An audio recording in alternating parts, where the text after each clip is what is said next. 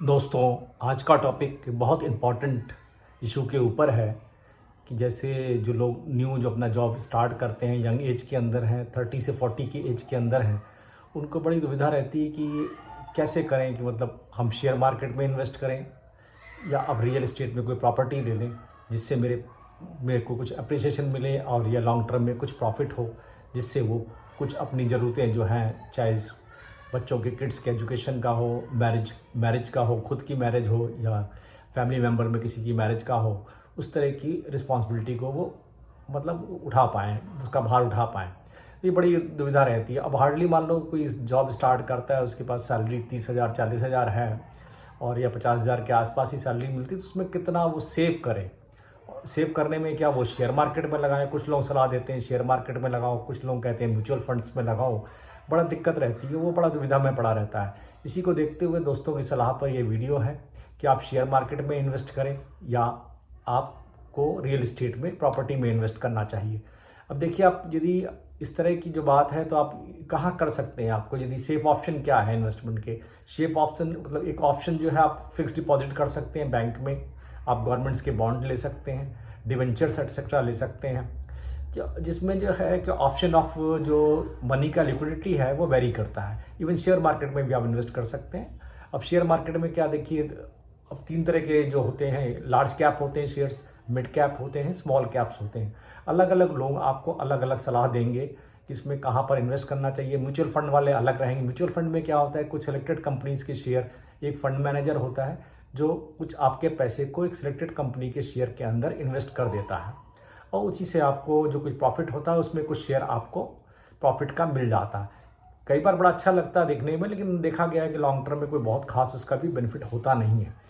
अब रही बात शेयर मार्केट जो है, डेफिनेटली सेबी से, stock exchange board of India से जो रजिस्टर्ड होता है, तो ये भी एक ऑथेंटिक संस्था है और इसमें लेकिन फ्लक्चुएशन शेयर मार्केट के अंदर बहुत होते हैं और आजकल मैनिपुलेशंस बहुत ज़्यादा हो रहे हैं।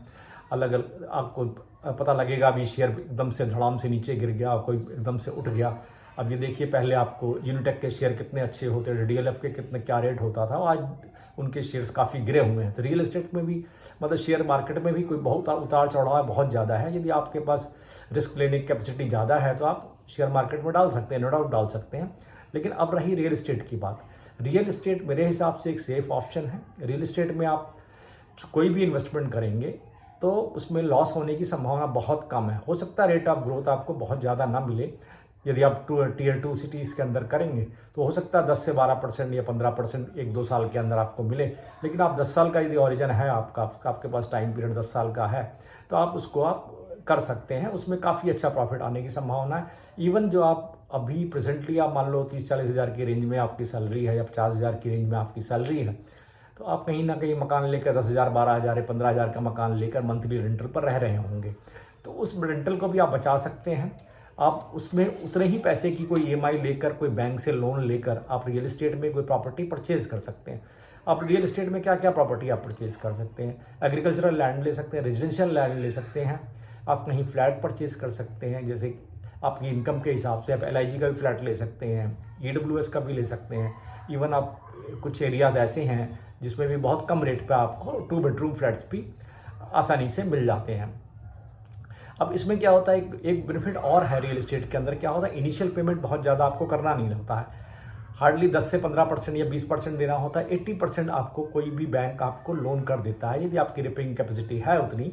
तो आप लगभग देखिए, आपका ईएमआई अपना बचाइए। ईएमआई जो है, ईएमआई आप समझिए रेंट आप पे कर रहे हैं। तो इस तरह से आपको इन्वेस्टमेंट ऑप्शन एक्सप्लोर करना चाहिए कि आपको मान लो 30-40 लाख का कोई फ्लैट मिल जाता है, 25 लाख का कोई फ्लैट मिल जाता है, तो आप उसमें रहिए, जिसमें रह भी सकें।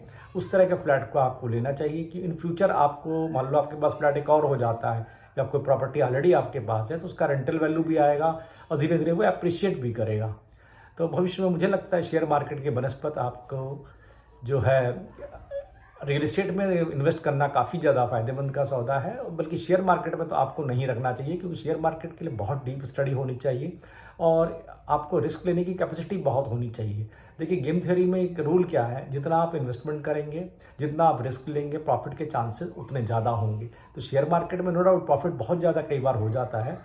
कई बार मिड कैप के शेयर एकदम से चढ़ जाते हैं। अब जैसे रुचि सोया का शेयर था, एकदम से गिरा धड़ाम से फिर पतंजलि ने उसको ले लिया, तो उसके बाद उसके रेट एकदम से बहुत ज़्यादा शूट अप कर गए थे।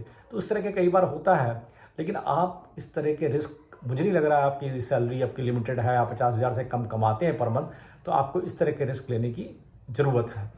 इससे अच्छा रहेगा कि आप अपना पैसा जो है रियल इस्टेट के में, आप चाहे फ्लैट परचेज़ कर लें, कोई प्लॉट परचेज़ कर लें, इवन कमर्शियल स्पेस भी आप परचेज़ कर सकते हैं, उसका भी रेंटल आएगा।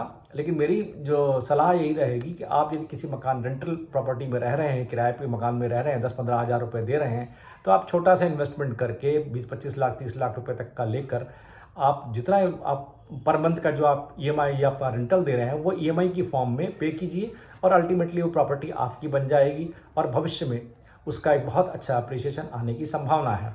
आशा जानकारी अच्छी लगेगी। धन्यवाद।